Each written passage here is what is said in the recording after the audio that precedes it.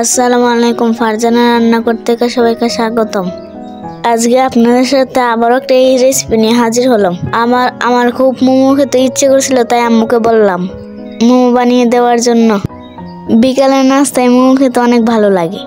মোমো আমাদের বাসায় সবারই পছন্দ, তাই আম্মু ঝটপট মোমো তৈরি করা শুরু করে দিল। পুর তৈরি করার জন্য সবজি এবং চিকেন নিয়ে নিল। প্রথমে পেঁয়াজ ভালো করে ভেজে নিল, তারপর চিকেন দিয়ে ভালো করে ভেজে নিল, তারপর গাজর এবং পেঁপে কুচি এখন ভালো করে ভেজে নিল। দিয়ে দিল ধনিয়া পাতা, দিয়ে দিল সয়া সস, তারপর পরিমাণ মতো সস।